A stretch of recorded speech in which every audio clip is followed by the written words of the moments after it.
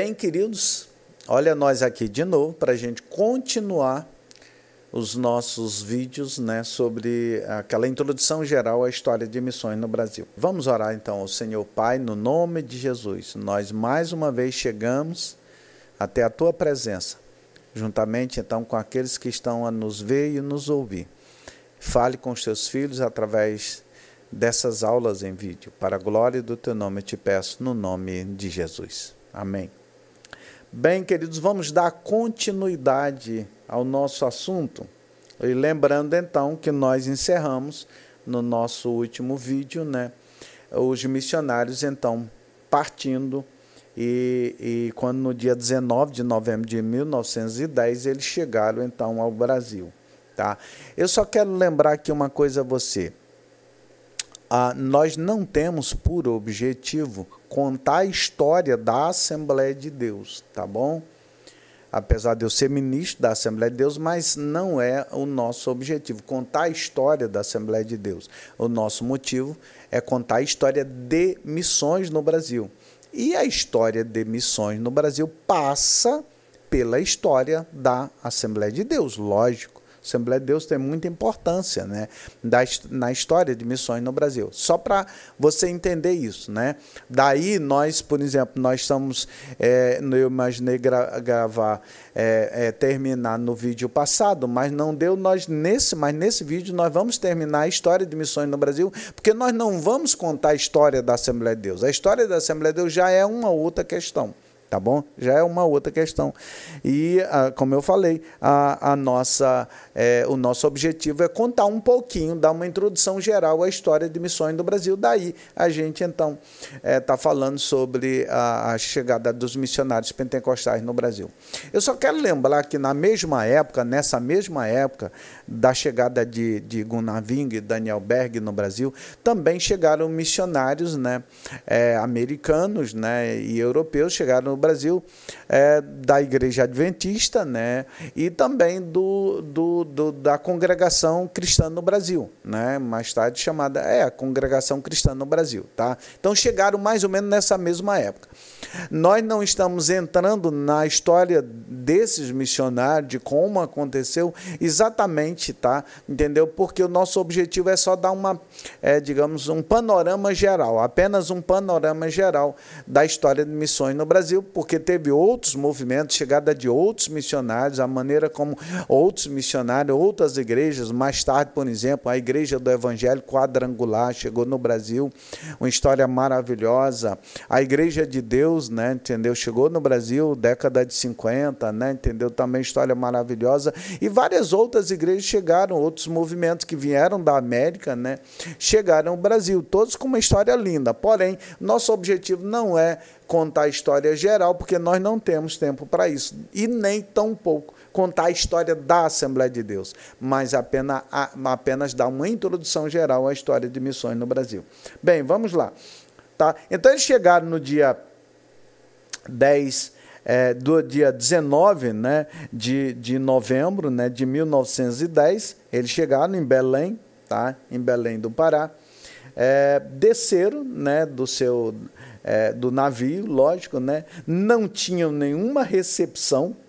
Hoje, por exemplo, chega missionário, né? A gente que tem missionários, por exemplo, a nossa missionária Bruna Duarte trabalha em Cabo Verde. Aí ela chegou agora, esses dias, ela está aqui no Brasil, nesse período, e aí ela chegou aqui, foi um grupo de jovens, então, esperá-la na rodoviária e tal, aquela coisa toda. Lá em Fortaleza ela chegou, foi o pessoal da Missão Vida em Foco, né? Entendeu? Esperar ela na rodoviária, aquele negócio todo e tal. Na época eles não tinham ninguém, não tinham conhecido, nem sabiam que eles iam vir. Tá?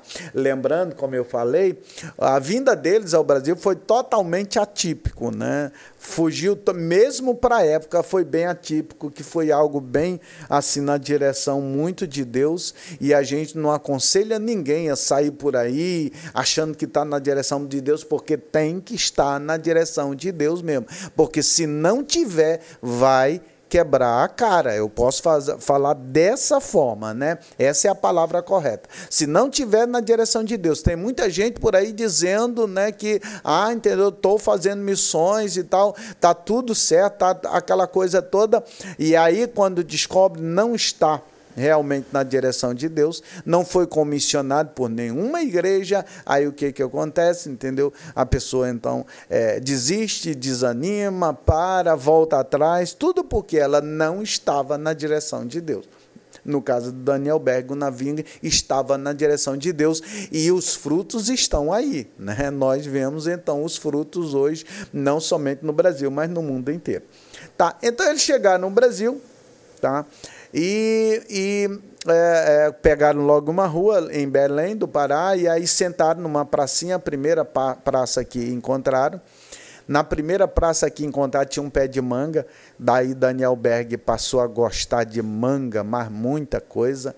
Daniel Berg, o pessoal disse que ele andava com a mala do lado, né, dos livros e tal, que ele andava distribuindo, né, os folhetos bíblicos, né, e na outra mão era chupando manga, né. Daniel Berg disse que gostava muito de manga, né, e eles logo, a primeira refeição foi manga, né, pé de manga, na época à vontade, né, naquela pracinha, eles sentaram e fizeram a primeira oração ali. Fizeram a primeira oração, oraram ao Senhor, pediram direção de Deus, então, para que Deus dirigisse, então, a vida deles, então, naquela nova empreitada onde eles estavam chegando. Aí, eles foram para um pequeno hotel da época, mais uma pousada, né? E lá o irmão Wingre, então, pegou um jornal em inglês. Lembrando, é muito importante isso, tá? A Inglaterra, desde a época de Dom João VI, né, quando Dom João VI chega no Brasil, que a Inglaterra, como ela protegeu Dom João VI, né, da esquadra de Napoleão Bonaparte, né, a Inglaterra ela acabou sendo o primeiro país, né, a Grã-Bretanha, né, o Reino Unido ali, foi o primeiro país a ter bastante acesso a comércio no Brasil, a implantar empresas no Brasil e tal. O governo inglês tinha um acesso bem livre ao Brasil. E, então, a língua inglesa era já bem divulgada no Brasil. E aí, a Inglaterra... entendeu? Te falava assim inglês e tinha jornais em inglês porque tinha uma companhia de docas do Pará, que era uma companhia. Então, inclusive, que o Daniel Berg passou a trabalhar nessa companhia, né? Era uma fundição, na realidade, né? E então ele pegou um jornal nessa pousada que ele estava, tinha um jornal em inglês, e nesse jornal, então, tinha então o endereço então de um missionário. Olha só, olha as conexões que Deus faz, de um missionário metodista, Justus Nelson, tá? E aí o jornal em inglês tinha o endereço do Justus Nelson, que era um missionário metodista. Lá em Belém já tinha a igreja presbiteriana, já tinha a batista e já tinha a metodista. Só lembrando, né, os presbiterianos chegaram em 1859, os metodistas em 1876 chegaram para ficar, e então os batistas em 1882. Então já tinha essas igrejas e o endereço do missionário Justus Nelson estava ali. E aí ele pegou o endereço e foi bater naquele endereço no outro dia. E então, sendo eles batistas, porque eles eram batistas, lembrando que o Gunnar Daniel Berg era da igreja batista sueca, e aí eles então, o irmão Justus levou, né, Gunnar Wingre e Daniel Berg lá na casa, então, lá na igreja então batista de Belém do Pará. Tá? E logo então, eles então tiveram contato com o irmão Raimundo Nobre. O irmão Raimundo Nobre Ele era, na realidade, uma espécie de superintendente da igreja. A Igreja Batista não tinha pastor em Belém do Pará, mas o irmão Raimundo Nobre era uma espécie de superintendente, é um dos responsáveis, né? Porque tinha outro irmão responsável também pela igreja lá, a Batista lá em Belém do Pará. E aí o que aconteceu? Inclusive esse irmão mais tarde se tornou então pastor da Assembleia de Deus então no Brasil, tá? E então o irmão Raimundo Nobre, tá, que era o responsável pelo trabalho, então acolheu eles ali. Mas logo então, o primo do irmão, olha as conexões que Deus faz. Quando nós estamos na direção de Deus, Deus faz conexões, Deus conecta. Deus é o maior mestre nessa conexão do universo. Eu digo que Deus é o maior mestre em quebra-cabeças, né? E entendeu? O irmão Raimundo Nobre tinha um primo, né, em uma das ilhas ali, dos rios ali, entendeu? De Belém, ali na região, tá? E tinha um irmão chamado Adriano Nobre. Aliás, um irmão não, minto, um primo ali naquela região. O que aconteceu? Tá? Ele veio, né, entendeu? O primo do irmão Raimundo Nobre veio, né, a Belém do Pará, e aí levou os irmãos, né? Levou os irmãos lá, entendeu? O irmão Gunavinho e o irmão Daniel Berg lá para ficar com ele lá, entendeu? Lá na ilha onde ele morava, né? E aí nisso o que começou a acontecer? O irmão Adriano Nobre, ele falava inglês, olha só, olha as conexões, ele falava inglês, e ele passou, aí Daniel Berg trabalhava, o dia ele passou a ensinar a Gunnar Vingre em inglês, né, em português, né, entendeu, durante o dia, Daniel Berg trabalhava o dia para sustentar os dois, na companhia, né, como eu falei, inglesa, né, que tinha lá, e entendeu, os dois, então, à noite, quando Daniel Berg chegava em casa, Gunnar Vingre ia ensinar um pouco daquilo que ele tinha aprendido de português durante o dia. Aí o pessoal disse que é por isso que o português de Daniel Berg nunca foi muito bom, né? Por causa disso, né? Porque ele aprendeu com o aluno que estava aprendendo, né? Mas não é só isso, é brincadeira, né? Porque ele depois teve aulas também com o irmão Adriano Nobre, tá? E então, nessa questão, mais tarde eles retornaram então para Belém, e então ao retornar para Belém eles foram morar no porão então da Igreja Batista, né, lá de Belém do Pará, onde o irmão Raimundo Nobre era então um dos principais responsáveis, tá? Foram para lá e foram então morar lá e começaram um movimento de oração na igreja. E aí, vamos lembrar, eles eram batistas, mas só que a batista brasileira era tradicional.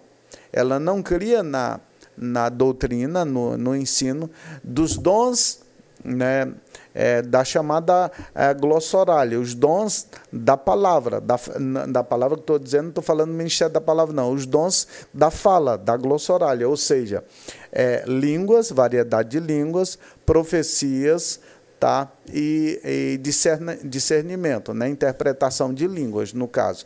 Então, eles não criam nessas manifestações. E os irmãos Daniel Berg e Gunnar Vingre começaram a ensinar aos irmãos no grupo de oração sobre, entendeu, o poder do Espírito Santo, sobre a manifestação dos dons que era para os nossos dias, né, o transbordar do poder, o chamado que nós os pentecostais chamamos de batismo no Espírito Santo, esse revestimento de poder, essa manifestação de dons. Ele começou a ensinar, e isso eles começaram a ensinar, e isso provocou um movimento, digamos assim, dentro da igreja, né, porque parte cria e parte não cria. Parte dos irmãos cria, inclusive os dois principais líderes ficaram em lugares opostos, em cantos opostos. Enquanto o irmão Raimundo Nobre não acreditava nessa manifestação então dos dons, o irmão José Plácido, ele acreditava na manifestação dos dons espirituais. E isso, o que aconteceu? Houve, então, um problema sério no dia 12 de junho de 1911, tá? Houve então uma reunião, tá? No dia 2 de junho houve uma reunião, tá? No templo, né? A igreja toda reunida, e a igreja acabou então ficando em lados opostos. Parte do grupo não cria na manifestação e parte creram, até porque a irmã Celina Albuquerque e a irmã Maria de Nazaré já tinham recebido então a manifestação dos dons de línguas e tal. E aí, entendeu? Eles então houve, digamos, vamos chamar assim, de certa maneira, essa divisão, houve essa divisão. E aí o irmão Raimundo Nobre convocou uma assembleia para o dia 12, no caso de junho de 1911, tá? E então a igreja, na hora, foi perguntada, então, os irmãos que criam então na manifestação dos dons do Espírito Santo em forma de línguas, né, entendeu, de profecias, né, e tudo mais, eles se colocassem em pé, eles se manifestassem, eles se manifestaram, a maioria se manifestou, a maioria já tinham crido na manifestação, mas como o irmão Raimundo Nobre tinha uma força bem grande, né, então a minoria, apesar de ser minoria, mas acabou então prevalecendo então a posição da minoria, e então os irmãos, então a maioria que cria no batismo no Espírito Santo nessa forma de língua, de profecias, eles foram de certa maneira desligados, né, entendeu, daquela congregação. Aí então o que aconteceu? E aí daqui quero fazer aqui um parêntese, né, sobre essa questão aqui. Não vamos confundir alguns movimentos hoje que acontecem, né, de pessoas que querem se tornar pastores, líderes, e eles não são nem ordenados a pastores, tá? Não tem, entendeu, um ministério e tal, mas eles querem porque querem, e acabam pegando um grupo, fazendo um movimento e tal, entendeu, e levando aquele grupo, dividindo a igreja, levando aquele grupo após ele, né, entendeu, e acaba então se tornando pastor daquele grupo. Isso claramente é divisão, e Deus não está nesse negócio. No caso aqui, foi um caso diferente. Foi um caso que os irmãos, um grupo creu e outro grupo não creu. E o grupo que não creu, porque tinha mais força, digamos assim, na liderança da igreja local, acabou desligando o grupo então que não creram. Então o grupo o grupo que não creram acabou desligando aquele grupo que creu na manifestação dos dons. E aí o que aconteceu? Tá?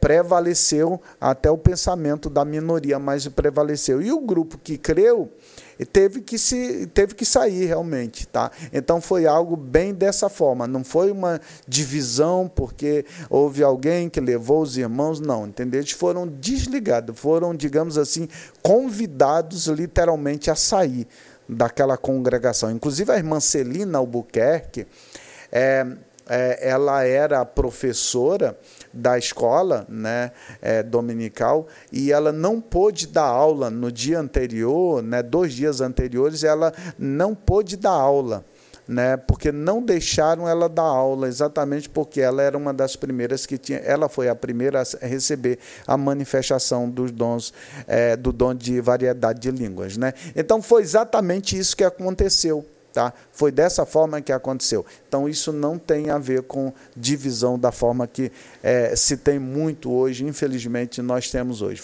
Foram desligados. E aí, o pastor Daniel Berg, né, os pastores Gunnar Ving e Daniel Berg não iam deixar aqueles irmãos ao léu. E aí, então, no dia 18 de junho de 1911, na casa da irmã Celina Albuquerque, então se reuniu aquele grupo de irmãos, de 17 irmãos, mais 2 adolescentes, mais os missionários e tal, se reuniram lá, então, e formaram, então, a igreja, a missão da fé apostólica. Tá? Esse foi o primeiro nome da Assembleia de Deus. O primeiro nome da Assembleia de Deus não foi Assembleia de Deus, Missão da Fé Apostólica. Por quê? Isso era, na realidade, uma homenagem ao movimento. Lembra? Vídeos atrás nós falamos do movimento lá da Rua Azusa, lá, entendeu? Em Los Angeles, na Califórnia, lá, entendeu? Do movimento, então, pentecostal, daquele evangelista William Seymour. Tá bom? Então, foi bem por aí, foi uma homenagem lá. Então, a Assembleia de Deus no Brasil, ela foi fundada em 18 de junho de 1911, mas com esse nome, tá? Missão da Fé Apostólica, tá? Só em janeiro de 1918, ou seja, 7 anos depois, é que ela foi oficializada como a Assembleia de Deus, Igreja Evangélica Assembleia de Deus, tá? Inclusive, entendeu? Ela já desde mais ou menos 1915, que já era chamada assim, Assembleia de Deus, mas foi oficializado somente, então, em 1918. Então, basicamente, é essa a história, então, da chegada dos missionários e como Deus proveu todas as coisas e como iniciou, então, a Assembleia de Deus brasileira. A Assembleia de Deus brasileira, ela é tão forte, daí a gente tem uma brincadeira que a gente diz, né, entre os professores, teólogos, diz assim, que tem aquele negócio que se diz que no Brasil, em si plantando, tudo dá, não é? Você já ouviu esse provérbio. No Brasil, em si plantando, tudo dá. Porque quer dizer que a terra brasileira é fértil, né? Isso é um provérbio para dizer que a terra brasileira é fértil. E a Assembleia de Deus é mais ou menos assim. A Assembleia de Deus, onde plantar, dá. Eu que trabalho hoje, né, morei no Rio de Janeiro 41 anos e trabalho hoje aqui, né, no interior do Ceará, você vai numa vilazinha, passa da fé até um templo. Pode ir lá. A maioria deles, 80% deles são da Assembleia de Deus, ou da convenção da CGADB, ou da convenção de Madureira, ou, entender, as duas principais, Madureira e a CGADB é mais forte, bem mais forte, né? Mas Madureira também, né? As convenções estaduais ligadas, né, à CGADB e, no caso, aí a Madureira, que é nacional, tá? Então é muito forte. A Assembleia de Deus, onde tu chega, tem Assembleia de Deus. Tem Assembleia de Deus, tá? Então é bem assim, por quê? Eu vejo isso, Deus honrando aqueles servos dele, né? Daniel Berg e Gunnar Wingren, né? Sob a orientação do Espírito Santo, a direção do Espírito Santo, sobre o poder do Espírito Santo, vieram então para o Brasil e iniciaram esse grande movimento, que é o maior movimento pentecostal do mundo, que é a Assembleia de Deus, tá bom? Isso é lógico, contando com a Assembleia de Deus, e a Assembleia de Deus americana, que é diferente, nós já falamos lá atrás também, que é um pouco diferente a Assembleia de Deus americana da Assembleia de Deus brasileira. Mas é bem assim, só para encerrar, nós não vamos contar o que aconteceu, mas tem 3 fatos que eu quero aqui mencionar, tá? Esse vídeo vai ficar um pouquinho mais longo, mas eu vou, para a gente encerrar hoje. A Assembleia de Deus, ela foi fundada em 1911, em junho de 1911, Missão da Fé Apostólica, né? Junho de 1911. Em 4 de abril de 1913, menos de 2 anos depois, ela já estava enviando a primeira família de missionários. Lembra do irmão José Plácido? Era exatamente ele e a família, para Portugal. Então, uma igreja missionária tem que ser, uma igreja fundada por missionários tem que se tornar uma igreja missionária. E se tornou uma igreja missionária. A Assembleia de Deus, até a década de 20, até o final da década de 20, ou seja, 19 anos, 20 anos depois da fundação, ela já estava em todo o território nacional, para você ter ideia, né, dessa unção de Deus, né? E eu falei, não estamos aqui contando a história da Assembleia de Deus, mas essas coisas é bom frisar. Outra coisa que eu quero lembrar, Gunnar Wingren retornou para a Suécia em 1932 e já retornou bastante doente, né? Ele morreu com 57 anos, mais ou menos, se não me engano, 57 anos. Ele morreu novo e ele teve muita doença tropical aqui no Brasil, febre amarela, malária, e ele retornou em 1932 para a Suécia. Em 1933 ele faleceu, Gunnar Wingren. Daniel Berg foi missionário na Europa, foi missionário em Portugal, foi missionário em outros países, E só em 1945, isso ele foi para o campo missionário, saiu do Brasil, foi para missões a partir da década de 20 já, e só em 1945, no encerramento da Segunda Guerra Mundial, ele retornou ao Brasil. E aí trabalhou no Brasil até 1962. Daniel Berg morreu bem velho, aos 80 e poucos anos de vida. Ele retornou para a Suécia em 1962. Tá? Lembrando, Gunnar Wing retornou em 1932. Daniel Berg retornou para a Suécia, né, em 1962, 30 anos depois de Gunnar Wing. Gunnar Wing já tinha falecido desde 1933. Daniel Berg só veio falecer em 1963. Os dois trabalharam a vida inteira, né? Deram a sua vida, entendeu, para ver o evangelho no Brasil. Daniel Berg, entendeu, retornou em 1962, faleceu em 1963.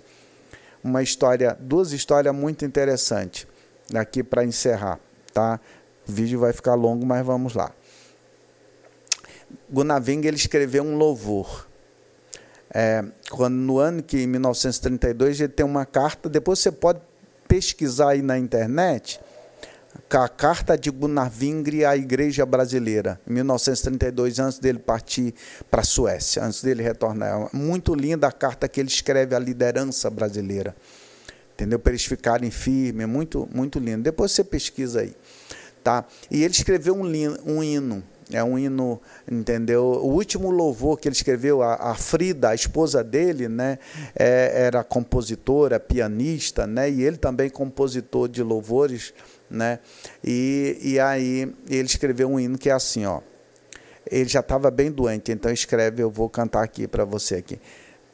Tenho que partir, irei para Jesus, sua face ver, no reino da luz, me espera Deus, não devo tardar, quero ver Jesus em Sião morar. É muito lindo esse louvor. Depois tu pesquisa também na internet esse louvor, que tu vai encontrar também. É o último hino de Gunnar Wing, e ele escreveu já pensando na partida dele para a Suécia.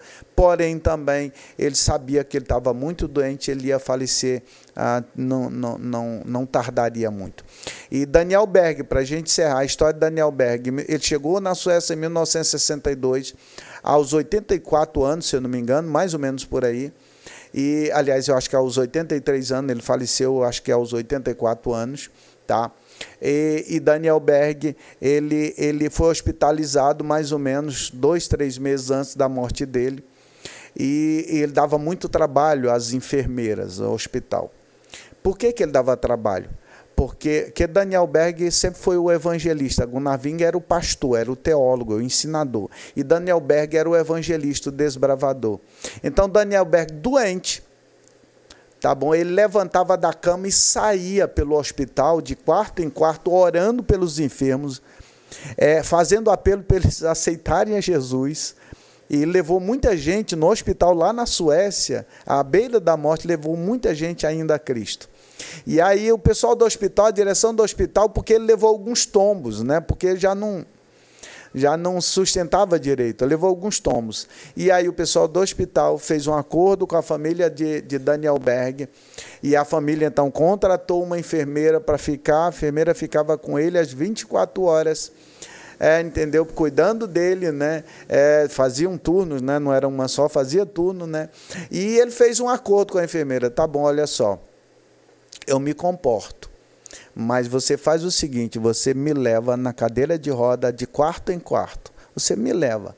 E você vai de quarto em quarto comigo para me orar pelos enfermos, entendeu? Que aí eu não me levanto, eu não vou e tal. Mas se você me levar. E assim a enfermeira fez. E uma delas, então, conta um pouco essa história assim também, que é bem, digamos assim, apaixonante, né? Deixou registrado isso na história.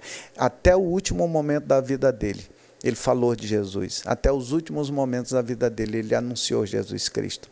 Então, a história deles é uma história fantástica. Eu estou aqui nesses vídeos apenas aguçando em você o desejo de você de, digamos assim, conhecer mais da história de missões. A história de missões, a história da igreja é a história própria de missões. Tá? Então, leia sobre o assunto, veja vídeos sobre esse assunto, porque é apaixonante. Pai amado, no nome de Jesus eu te louvo pela vida de cada um dos meus amigos e irmãos que estão então a nos ver e ouvir nesse vídeo. Assim eu te peço e te agradeço pela vida de cada um, no nome de Jesus. Não esqueça, curta, compartilhe, tá? E se inscreva no nosso canal, você estará nos ajudando então a compartilhar mais da mensagem do Evangelho de Jesus Cristo. Deus abençoe a todos, no nome de Jesus.